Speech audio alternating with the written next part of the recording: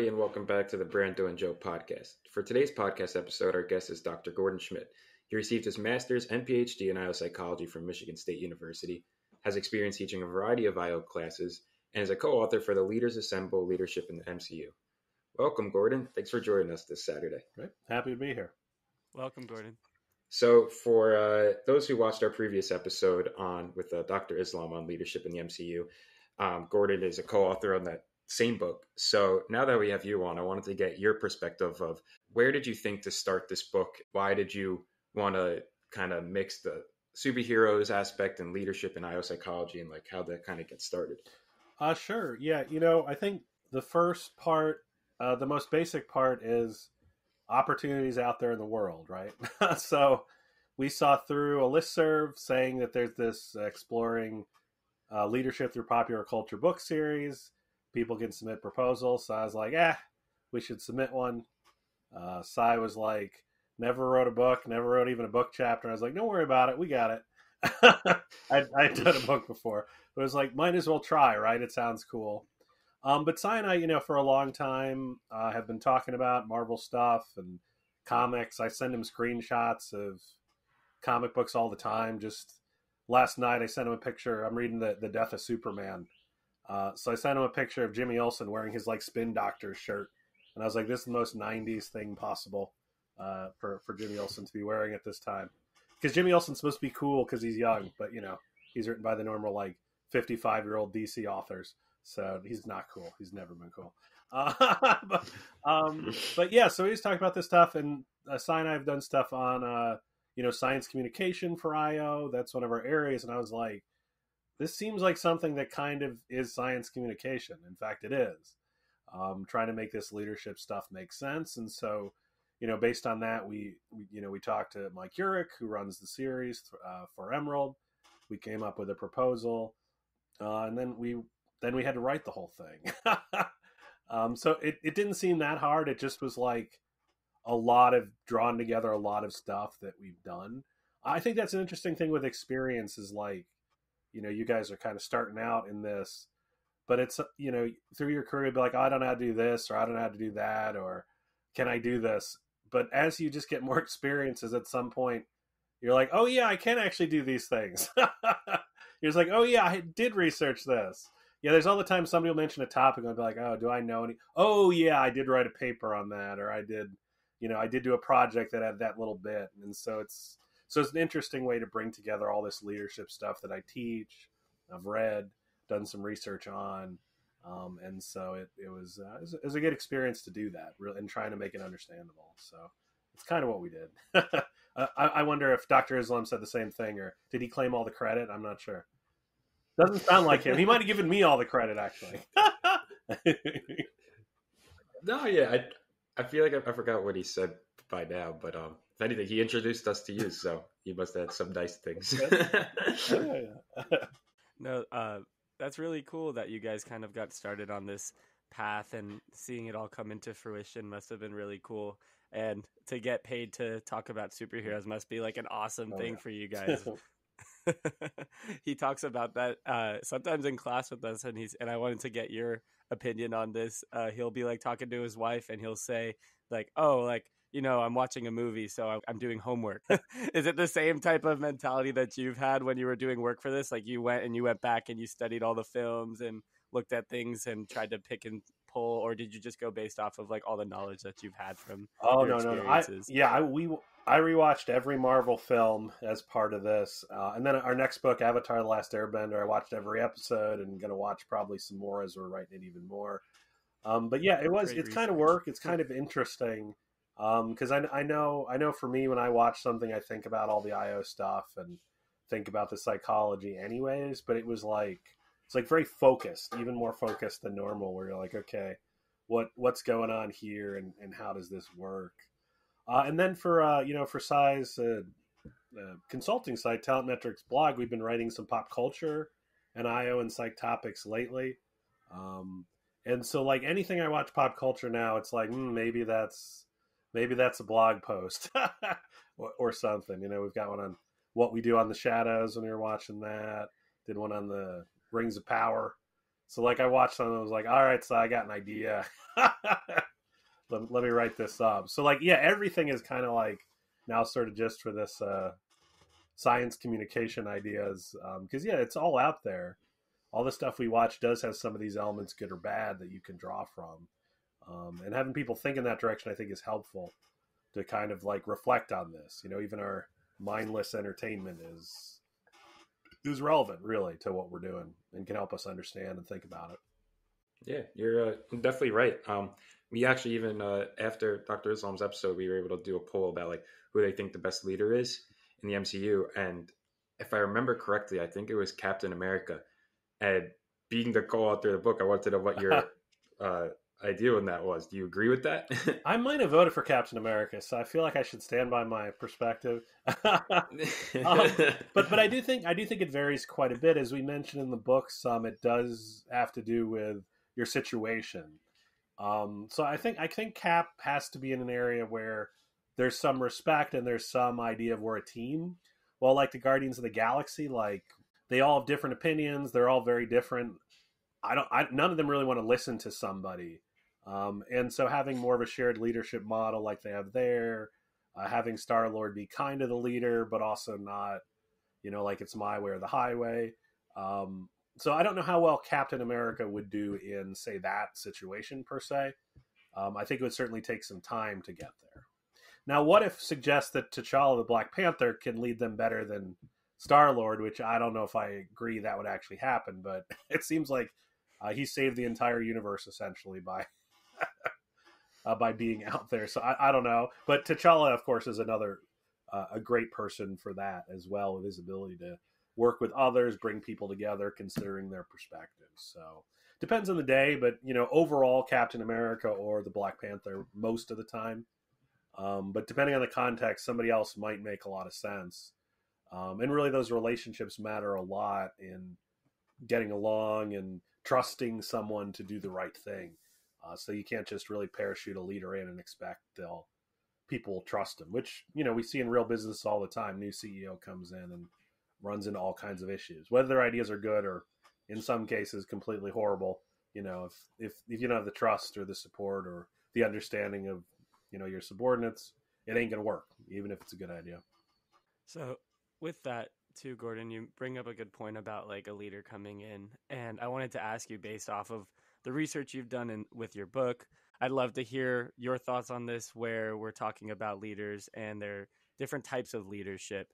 What would you say, based off the research that you've done, and how can you apply that to the workplace? What is the best type of leadership for majority of the workplaces that you've seen? So I would say that there's definitely some level of shared leadership, and thinking about leadership not just as a person but as a process. Because I think in most good places, you need everybody kind of influencing others. And so sometimes we don't call that leadership, we can call that followership. I actually think followers are mostly engaging in leadership when they influence the leader and others. So, sorry, followership researchers watching this episode. But I kind of think that is also leadership. And the definitions, I think, sort of support that. And so I think, a good leader is an environment where they feel like the people they're working with have input, that they're actually better than them in some topics, and that they can use that information and let other people take charge in the moment, right? And so to me, that's kind of the best type of leadership overall. It does require a lot of trust. It requires kind of having the right people to some degree. And it does require some difficulties because, if you've got unethical people in your group or people that are bad at their jobs, that doesn't fit as well with having a leader that lets people be in charge of stuff and that input. So it's kind of a two-way street. We see that with leader member exchange theory as well. As we want to have a good relationship with everybody, but if you screw up your work all the time and you don't get stuff done on time, I shouldn't trust you in that way, right? And so that's sort of, I think, the push-pull a little bit. I do think that in terms of leadership theories that can cause problems, I do think stuff like transformational leadership and servant leadership can be unhelpful when it just becomes all about that leader, right? Is the transformational leader just tells everybody what to do and inspires them, and they all listen and just assume the person is right. I don't see that very often. There's I don't know how much that really happens in the real world, but we get that pushed a lot. And servant leadership, we talk about in the book with Captain America, and I think it can be useful. And transformational leadership can be useful, don't get me wrong. But with servant leadership, you get a lot of people who say they're servants, a lot of people that say they'll do anything for their people, but it's kind of a bunch of crap. And so that's what you get, especially with those really popular leadership theories, is you're a transformational servant leader is what you say, but when it comes day to day, you're autocratic and you don't listen to people and you're in it for yourself. And it's just a marketing thing. And so that's what I think we got to always be careful with leadership, is it's not just your self-proclaimed transformational or servant leader. What do you actually do? How do you think about it? How intentional are you? Because it's very easy to just fall into, I'm the boss, everyone should listen, whether that works or not, because that's kind of what the culture suggests life is like. The CEO just tells you what to do and it fixes all your problems. That's not my personal experience. I've known good leaders, I've known bad leaders, but everybody going along is not is not what I see, at least in industry or in academics or anywhere really. You know, those relationships matter and people having input matters. And they got to understand. They just want to understand your pretty mission statement and just act on it automatically. That never happens. Oh, that's actually a cool point, because I feel like maybe in school, or maybe it's just my thought process, but we thought of like transformational leadership as like this, like kind of like the goal leadership. Like, this is what I want to do. But it's an interesting point you put there. I wanted to ask about if you already have like a settled team, and I think it was in Infinity War when you have like the Guardians of the Galaxy find Thor, and then he kind of like crashes into the ship, and then he has that what's the word, like a leadership mentality, and you see him and Star-Lord kind of like sort of fight for that leadership position. Do you have an idea of what those dynamics look like, of when you have a settled team already and you have someone come in who kind of wants to take over that leadership position? How do these usually fare out, or kind of like what's the deal with that? So I think that is a question of orientation to a team, having clear roles. And I think a lot of times that isn't always clear, and people don't really have a good idea of how you move up or what you do. So in a lot of organizations, you know, if you're good at something, you're good at a task, you're good at your job, they make you a leader, right? Not because you're good at being a leader or you want to be a leader, but that's the only way to move up in the hierarchy or make money, right? And so obviously not directly true for Thor, I'd expect, because I don't know about anybody getting paid in the Guardians, although I don't know how they live without money, but that's another question. But, you know, sort of that situation where in order for me to advance, I've got to be in charge of this group, right? Or I've got to do this. A lot of times that's kind of unhelpful, especially for somebody new who doesn't know.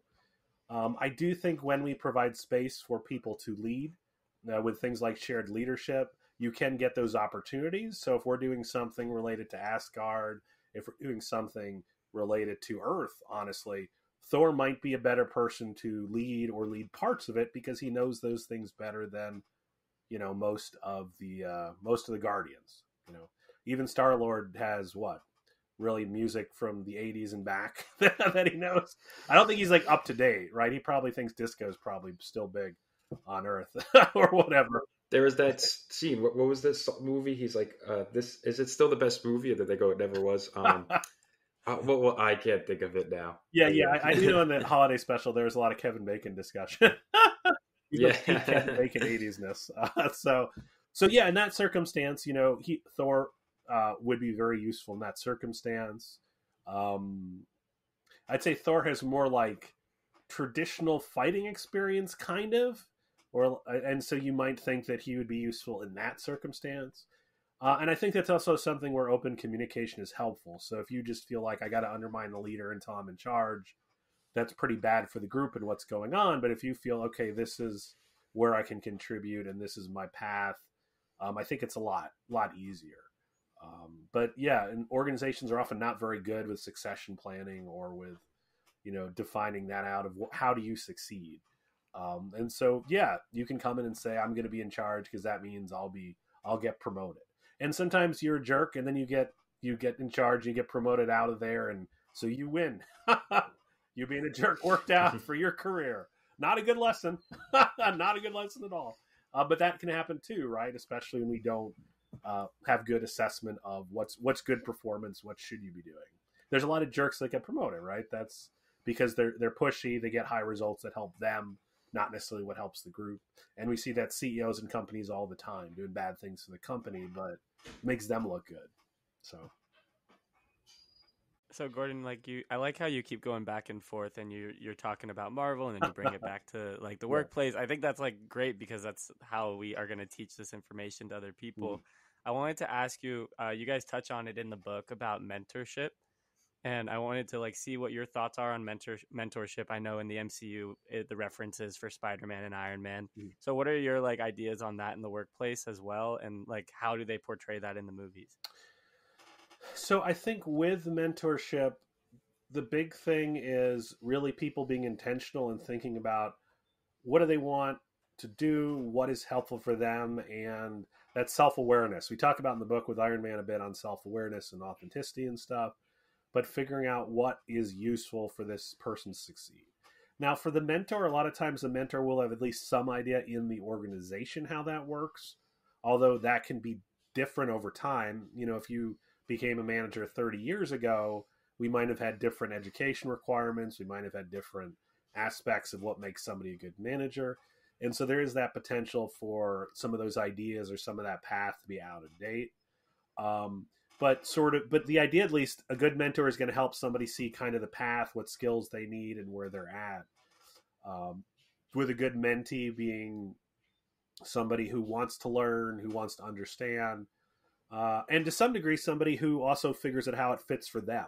So, you might not be the best public speaker in the world, but you can get better. But you may also not want to do a job that public speaking is your job, as is the case in some leadership things. And so you got to figure out kind of what works for you and use that information from the mentor to do so. I don't know if we talk about in this book that much, but we do talk about a chapter we did on Spider-Man in the comics and mentorship, but also reverse mentoring and sort of the mentor kind of getting up to date on things from the mentee or understanding things. I think is pretty important as well. I'm really curious in the Marvels movie coming up with the various Miss and Captain Marvels, Photon, I guess. I can't remember what they're calling my favorite Captain Marvel as of yet. Although, Miss Marvel might also be my tied for favorite Captain Marvel. She does a really good Miss job. Marvel's really good, actually. Yeah. But sorry to cut you off. The show, I thought the show was good. Maybe could have been a couple little things that I thought were better, but she portrayed her character was awesome. She did an awesome job. Well, and I think the Marvel movies, there's a whole discussion of what are the stakes? What are the hugest stakes? I don't think Miss Marvel is a huge stakes series. I guess at the end, kind of spoilers. I don't know. I guess the world could have ended based on whatever was going on with the people, but it wasn't like we were that worried. I don't know. I wasn't worried, at least, about it. Yeah, she's got it. But I think there's sort of that stakes question that I think comes up all the time, where people think it's got to be moving forward the meta narrative, otherwise it doesn't matter. But we really should have some more personal Marvel things, and Miss Marvel as a new superhero, she shouldn't really be part of the most important stuff in the world. She's learning, she's growing. And that's kind of the weird thing, I think, sometimes with the movies and the comics in general, is people, they're fighting Thanos day 2, when you probably need some time to learn and grow and develop. That's at least as the original kind of Batman models, his parents get killed and then he, trains for 10 or 15 years with the greatest people. I think at one point he trained with Sherlock Holmes in one version of reality, but that strains credulity more and more as time passes. So I don't think there's a different detective he studied with at a few different points. But the whole idea of from IO, training and development too, it's kind of you can't just put on a uniform day 1 with your new power and suddenly you're the greatest superhero. But that's often how you kind of have to do in this. So I'm pretty fine with, I'm sure Miss Marvel and all that in the movie is going to be higher stakes, but I would be fine with her having lower stakes stuff and learning, because that's reality. You're not on the end of the world day one. She's a kid. Yeah, so just learning. Just start it. Still going to school. That does lead us to our next point, Gordon. I wanted to ask you, like, what is your favorite superhero? And we'll include DC, because I see that you have a DC shirt on as well. So we'll include DC. But what is your favorite? Or you can do one from each. Sure. I really like Squirrel Girl. Squirrel Girl is one of the coolest superheroes around. And so I don't know how familiar, she hasn't made the movie. She's done some animated projects. But, she's this character who's, Ryan North wrote a great series with her, and she's very optimistic. She's always trying to, convert enemies to friends. And in that series, she's converts Kraven the Hunter and Galactus as her buddy, and all kinds of crazy, crazy stuff. And she also is a computer scientist. She's going to school for computer science, and there's a bunch of computer science jokes, and she's got friends in school, and it's really about friendship and working together, and it's a diverse cast, and so Squirrel Girl doesn't have 40, 50, 80 years of of experience or comics, but because of that, she got created in the sort of in the modern era. She's created in 1990, but really started in the 2000s when she started doing stuff. And so she's a very modern hero, very, very modern take on it, without a lot of baggage and with a lot of just, she's the whole setup is a little different. And so I do really love Squirrel Girl and her thing. She can be very powerful, but mostly she wins through her decency as a human, her caring about others, and through her friends. Working together, which I think is awesome. It's a good thing for kids too, because our superheroes get really powerful pretty quickly, and then you're just like, well, of course they can beat everything. But Squirrel Girl and her goofiness and her using squirrels to fight people and throwing nuts at people, like, that's crazy, but also like that's fun. And it's relatable. I was gonna say it's relatable, but I don't know what that means for me. If I'm like, oh yeah, I do that all the time. Rodents, use them to attack people. That sounds bad. But it's just it's just a good vibe. I don't know. I grew up a kid with the Avengers, and Spider-Man is kind of my favorites, definitely. But Squirrel Girl's definitely one of the new ones that I love a lot, and the stuff that she's done. I feel like maybe I could be remembering this wrong, but I feel like I remember reading about her that people say that she actually is super powerful, because a lot of the things she like accomplishes is like off page. Oh yeah, you'll flip the page and she's like, she'll beat like Thanos, something like that. You're like, how did she do that? And she's got like a and she will do that. Yes, and she's got an official win against Thanos and Doctor Doom and all kinds of stuff. So she is powerful, but it is like, to me, part of her power is her ability to be optimistic and work with others and keep trying, versus just like, I punch really well. And I think that's what the series does well, because there's very jokiness of her beating people. Her first appearance with Iron Man, she beats Doctor Doom, and that doesn't appear for 20 years or whatever after that. But yeah, so she is actually very powerful in theory, but I think the way that she wins, I think, is really more instructive on that. So so she can beat everybody, I guess. She is the unbeatable Squirrel Girl. That's what her series was called. So. We'll have to take a look at it. I always wanted to download one of those like apps that I think it's like DC Universe or like Marvel Universe, and it just has back up on some of the stuff I missed. But I guess that leads us into one of our final questions. Now researching leadership and having your PhD and all these accomplishments, is there a piece of advice or tips that you could give to the students watching this podcast on just generally how they could succeed in the field of IO? Yeah, well, to me, I think it's really important to figure out what you care about and what you want to do. I think in graduate school, getting experience with, what your mentors are doing, what the field is doing is great. But to sustain over time, you've got to be doing something that you love, something that really interests you. And so like, my research on leadership, my research on the future of work, I didn't do any of that in graduate school. Did very traditional motivation studies and labs and stuff like that. And I do some motivation stuff now. I still think motivation is important, but it wasn't necessarily my passion in that same way. And I do think whether you're going to be an academic or whether you're going to be in practice, you don't want to be the needs analysis guy if you kind of hate doing needs analysis. That's not what you should be doing. And so I think that that's one thing to be reflective on, is making sure you get experiences that fit with what you want. I think certainly early in graduate school, you may not know. So getting wide experiences is really helpful. But think about, as your career pathing off, what really matters to me? How do I think I can make an impact? What do I think I want to do? What do I think I can do? Because it's very easy to just fall into, well, I learned this and I seem to be okay at it, I'm going to do it regardless of whether it's my passion or anything that I care about. And that's something you've got to figure out yourself. So your mentor might love, training needs analysis. I know Dr. Islam's a big fan of training needs analysis. I like training needs analysis as well. But if you hate training needs analysis, don't do it. Go into a different part of consulting. Find a job somewhere where needs analysis ain't important. Become a leadership development person. Figure out what you want to do. Because, it's very easy to slide into, well, my mentor did this, so I guess that's my life. And a lot of times mentors, if you talk to them and help them to understand what you need, they'll help to get you there. They're not like, oh, we need more people doing this necessarily. They're just like, this is the playbook that I know.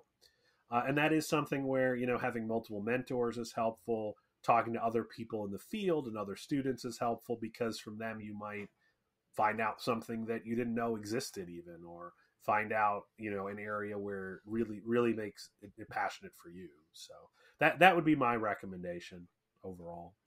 Figure out what matters to you, what you want to do. It's not easy. Yeah.